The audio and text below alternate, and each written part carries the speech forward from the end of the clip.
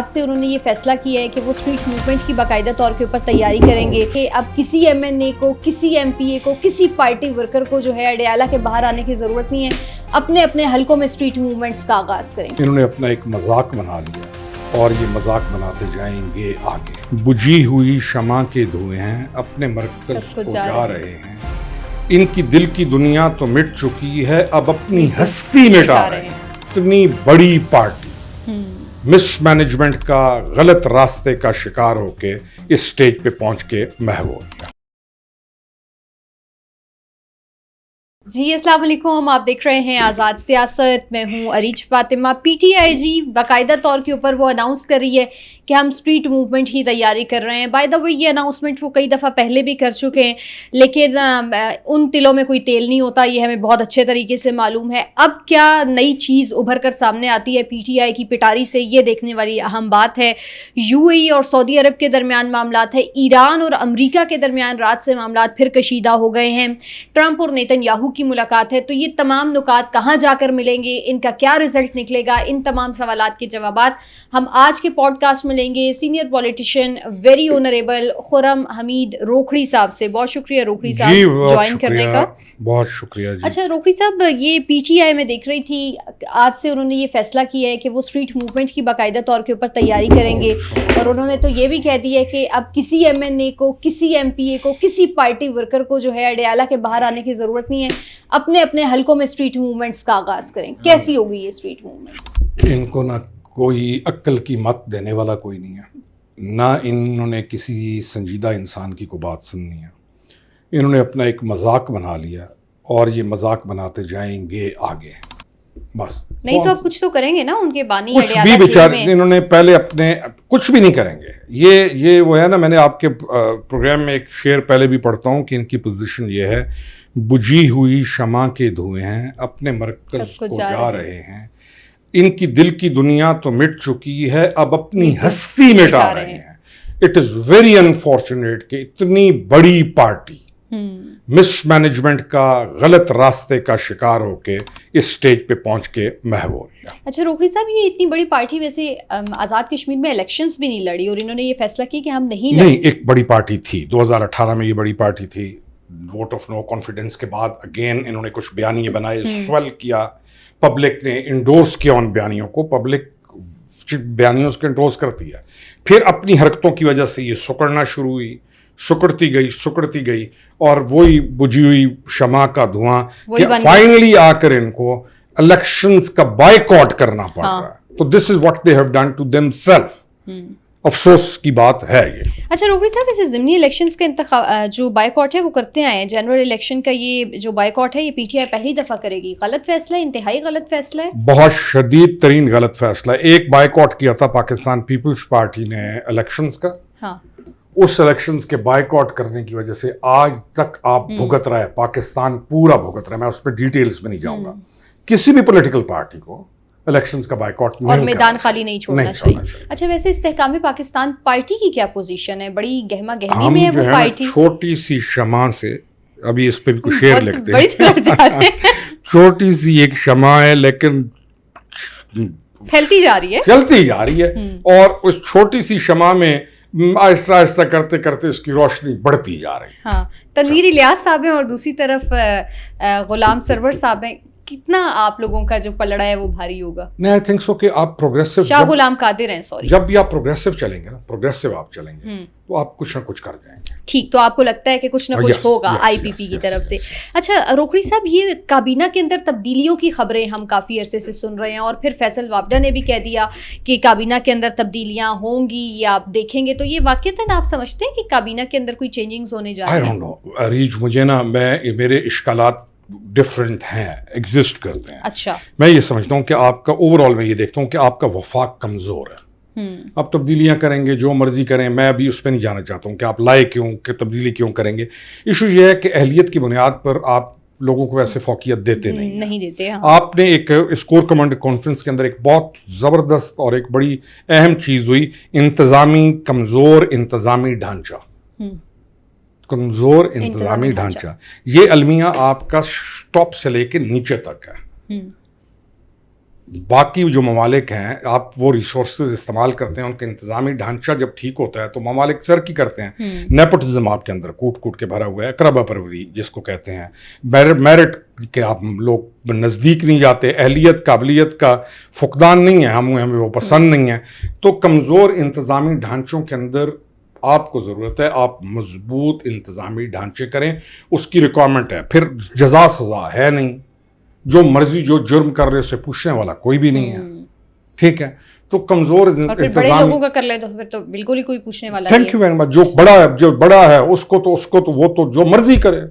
تو کمزور انتظامی ڈھانچہ ہے, باقی چیزیں چھوڑ. آپ سمجھتے ہیں کہ تبدیلی ہونی چاہیے, اب ہو رہی ہے یا نہیں ہو رہی, اس حوالے سے آپ؟ میرا کوئی اس میں انٹرسٹ نہیں ہے. میرا انٹرسٹ یہ ہے کہ انتظامی ڈھانچہ مضبوط ہونا چاہیے. آپ جو مرضی کر لیں, کمزور انتظامی ڈھانچے کے ساتھ کھربوں روپے دے دیں گے, ویسٹ ہو جائے گا. ٹھیک. اچھا روکھڑی صاحب, پھر سے دہشت گردی ویوز کی صورت میں آپ نے ہمیں بتایا تھا آئے گی, اور دوبارہ سے زیارت کے اندر یہ حملہ ہوا دہشت گردی کا, پھر اس پر ایک آپریشن کیا گیا, 15 دہشت گرد بھی مار دیے گئے, پھر کور کمانڈر کانفرنس کا اعلامیہ بھی سارا آ گیا.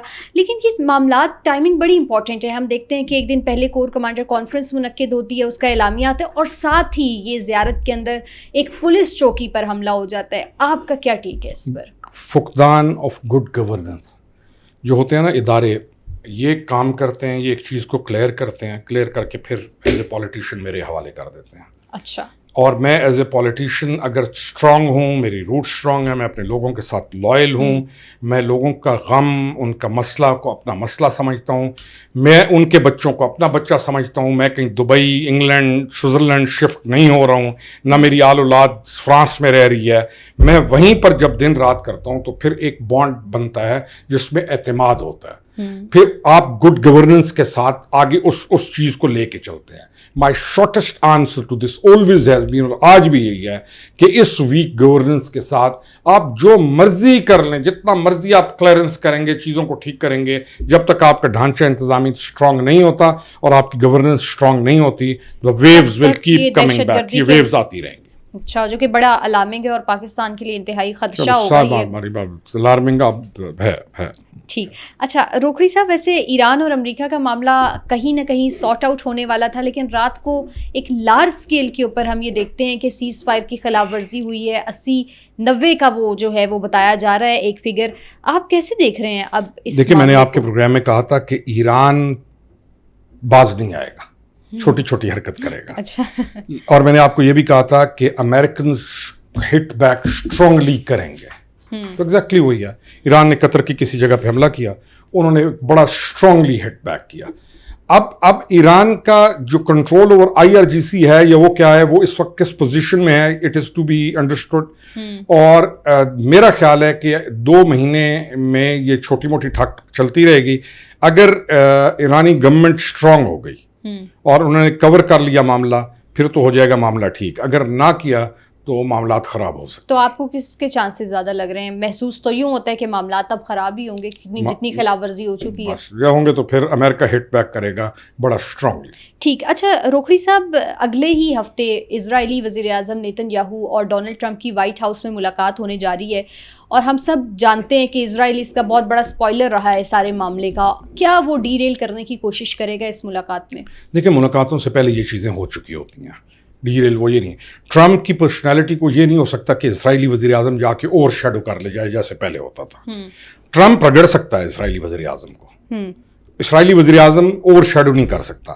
اسرائیل, بھارت, یہ نیکسز, ان کے جو لوگ ہیں پاکستان یا افغانستان جہاں جہاں پہ ہیں, وہ اس گیم کو بہت زیادہ اٹھانے کی کوشش کریں گے. میرا اپنا یہ خیال ہے کہ اسرائیل نہیں چاہتا تھا کہ امریکہ ایران کے ساتھ معاملات ٹھیک کرے. اب امریکہ نے معاملات ٹھیک کیے ہیں, اسرائیل چاہے گا کہ ڈی ریل ہوں معاملات آگے. Let's see. اچھا, وہ فاکس نیوز کو انٹرویو بھی دیا نیتن یاہو نے, اور اس میں انہوں نے کہا کہ میرا الائے تو بھارت ہے, اور ان کی اسٹیٹمنٹ کے بعد دونوں ہی بڑے خوش ہیں. بھارت بھی بڑا خوش ہے کہ انہوں نے اپنا الائے کہہ دی ہے, وہ تو ویسے ہی ان کو اپنا الائے مان رہے ہیں. یہ دونوں گٹھ جوڑ کا جو نیکسس ہے, یہ کتنا خطرناک کھل گیا نا. چلیں, پتہ لگ گیا ہمیں. ہم پہلے تو ماننے کو تیار نہیں تھے. دیکھیں, اس نے الفاظ جو کہے ہیں نا, وہ ایگزیکٹلی الفاظ یہ ہیں. اس نے کہا کہ میں جے ڈی وینس کا احترام کرتا ہوں, لیکن میں اس کی اس بات سے اتفاق نہیں کرتا کہ صرف तुम हमारे गार्डियन हो या सपोर्टर हो, मेरी भारत की मेरे साथ सपोर्टर इतने बिलियन और विद मी, तो ये उसका बहुत बड़ा क्लेम है। अभी उसको ये नहीं पता कि भारत का तमाम मुसलमान, भारत का तमाम सिख, भारत का तमाम बाकी जो लोग हैं वो तुम्हारे साथ नहीं है। ना भारत का कांग्रेस तुम्हारे साथ है, ना भारत के लिबरल्स तुम्हारे साथ हैं, ना भारत के पढ़े लिखे हिंदू तुम्हारे साथ हैं। तुम्हारे साथ सिर्फ और सिर्फ आरएसएस का phonetic far right extremist radical group है तुम्हारे मौजूद है। हाँ, ठीक है। और तुमने जैसे हॉलीवुड के अंदर पेनिट्रेट करके और मीडिया के अंदर पेनिट्रेट करके अमेरिका को नुकसान पहुंचाया, तुम एग्जैक्टली उसी तरह बॉलीवुड के अंदर पेनिट्रेट करके उनकी फिल्म इंडस्ट्री और उनके मीडिया के साथ मिलकर ड्रामा खेल रहे हो। तुम्हारे साथ सिर्फ एक सेक्शन है एक्सट्रीमिस्ट का, नॉट भारत। ठीक। अच्छा, लास्टली मुझे ये भी बताइएगा कि ये जो यूएई और सऊदी अरब है, इनकी भी तेल की कीमतों के ऊपर कोई आपसी लड़ाई का आगाज हो गया। इस लड़ाई को आप आगे जाता हुआ देख रहे हैं कि ये हल्का फुल्का चलता रहता है? छोड़े जी, कोई लड़ाई का नहीं, हमें ये फिक्र करनी चाहिए। उन्होंने तेल कम किया, बड़ी प्राइसेस कम की। हाँ, वो भाई आप भी कर लें हरीश, आज भी मेहरबानी। मैंने करनी है रोकड़ी साहब, अगर तो मैंने करनी है तो मैं आज अनाउंस कर देखें ना, आप देखें कि हम बहुत इजीली इन प्राइसेस को 250 से नीचे ला सकते हैं। रहम कर दो भाई अपनी कौम। वैसे रोकड़ी साहब, जब इंक्रीज हम देखते हैं तो वो तो एक मैसिव इंक्रीज होता है। नहीं, वो उस वक्त ये जो कंपनीज हैं, ये जो जिनके पास पावर है, वीक गवर्नेंस क्या होती है कि ये जो कंपनीज हैं, ये जो ऑयल कंपनीज हैं, इनके पास पावर है। उस वक्त तो ऐसे बढ़ती है, उस वक्त तो कोई नहीं बोलता कि मैंने स्टॉक लिया था 100 रुपए का, आपने कर दिया 250 रुपए का, वो बढ़ा देते हैं। तो लेकिन अब कितना अरसा गुजर गया प्राइसेस नीचे आए हुए, और हम कम कर रहे हैं, कभी 1 रुपया, कभी 1.5 रुपया। हमें उसको फौरी तौर पे हमें अपनी ये जो हम कह रहे हैं ना, टेररिज्म और ये सारी चीज, हमें अपनी कौम के साथ उन पर तरस खाना चाहिए। ठीक, बहुत शुक्रिया रोकड़ी साहब आपका। आप लोगों से मुलाकात होगी नेक्स्ट पॉडकास्ट में। अल्लाह हाफिज।